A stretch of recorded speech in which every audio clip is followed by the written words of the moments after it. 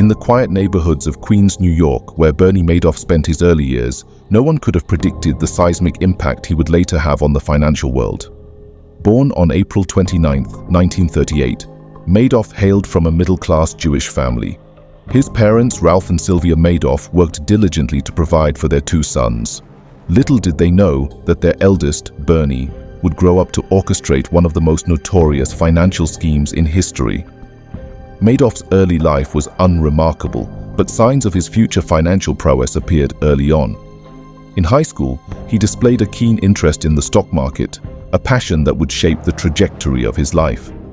After earning a bachelor's degree in political science from Hofstra University, Madoff swiftly entered the world of finance.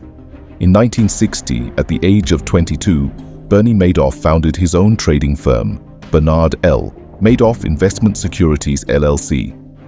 The firm began as a penny stock trader, but Madoff's ambition and shrewd business acumen soon catapulted him into the upper echelons of Wall Street.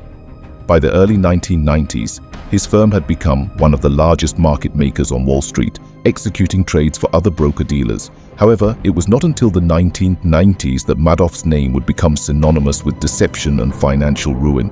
Unbeknownst to many, Bernie Madoff was quietly running a colossal Ponzi scheme, a financial house of cards built on a foundation of lies, false promises, and unfathomable audacity.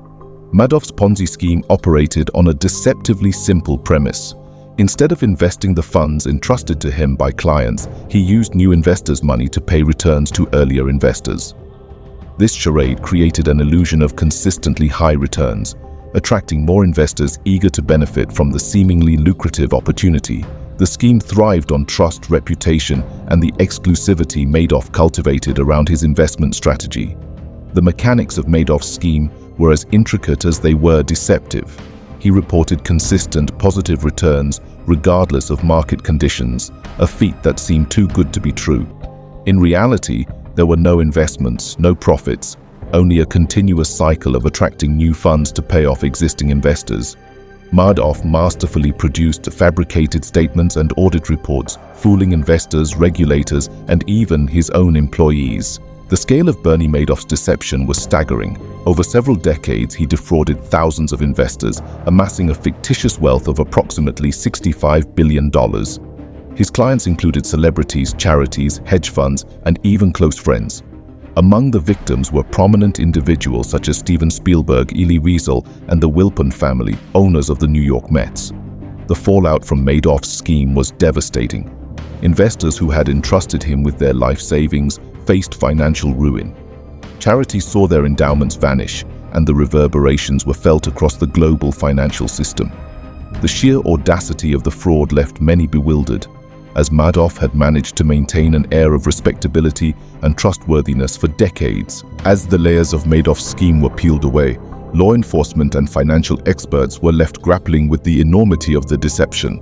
The Securities and Exchange Commission, SEC, responsible for overseeing and regulating investment firms, faced intense scrutiny for its failure to uncover the fraud despite numerous red flags.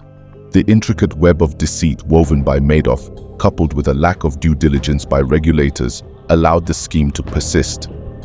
From the perspective of investors, the betrayal was profound. Many had invested not only their money, but their trust in Madoff, a man who moved in elite circles and was viewed as a financial wizard. The psychological impact of realizing that their investments were nothing more than a mirage led to profound feelings of betrayal, anger, and disbelief. Financial experts, in hindsight, marveled at the brazenness of Madoff's scheme. His ability to maintain the illusion of consistent returns in both bull and bear markets defied conventional financial wisdom. The black box nature of his investment strategy, coupled with his refusal to disclose details, had initially been seen as a testament to his genius. In reality, it was a shield to conceal the absence of any legitimate investment activity. Law enforcement, spurred into action by the magnitude of the fraud, eventually caught up with Bernie Madoff. In 2008, as the global financial crisis unfolded and investors sought to redeem their investments, Madoff could no longer sustain the illusion. He confessed to his sons, Mark and Andrew, that his investment business was a fraud, and they in turn reported him to the authorities. In March 2009, Bernie Madoff pleaded guilty to 11 federal felonies, including securities fraud, money laundering, and perjury. He was subsequently sentenced to 150 years in prison, a virtual life sentence for the then 71-year-old. The courtroom proceedings revealed not only the extent of Madoff's deception, but also the impact on those who had fallen victim to his scheme. Madoff's arrest and conviction sparked a wave of introspection and a re-evaluation of trust within the financial system. The regulatory lapses that allowed his scheme to persist were scrutinized, leading to calls for reforms in oversight and due diligence. Investors, once enamored by the allure of consistent returns, became more skeptical and vigilant, demanding greater transparency from financial institutions. The Madoff scandal also prompted a broader societal reflection on the nature of trust and the vulnerabilities within financial systems. The idea that someone so esteemed and well-connected could orchestrate such a massive fraud shattered the illusion of invulnerability surrounding the financial elite. The notion that markets were inherently self-regulating and impervious to such frauds was exposed as a dangerous myth. The aftermath of Madoff's scheme left an indelible mark on the financial landscape. The SEC faced intense criticism for its failure to uncover the fraud despite numerous warnings and red flags. The agency subsequently implemented reforms to enhance its monitoring capabilities and improve coordination between its various divisions. The Madoff scandal became a catalyst for a renewed focus on investor protection and market integrity. Despite these reforms, the enduring legacy of Bernie Madoff is one of caution and skepticism. Investors, once lured by promises of extraordinary returns, now approach investment opportunities with a more discerning eye.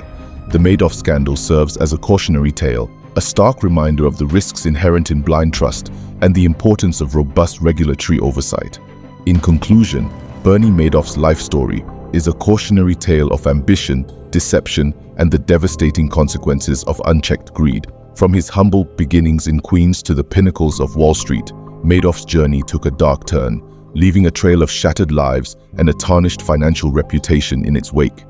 His Ponzi scheme, a masterclass in audacity and deceit, shook the foundations of trust in the financial system.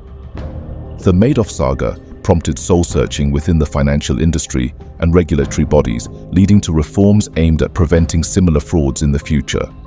The lessons learned from Madoff's scheme reverberate through discussions on financial accountability, regulatory measures, and the vulnerabilities within the financial sector. In the annals of financial history, Bernie Madoff stands as a cautionary figure, a stark reminder that even the most trusted individuals and institutions can succumb to the allure of deception. As society continues to grapple with the aftermath of his actions, the tale of Bernie Madoff serves as a sobering reminder of the fragility of trust in the world of finance.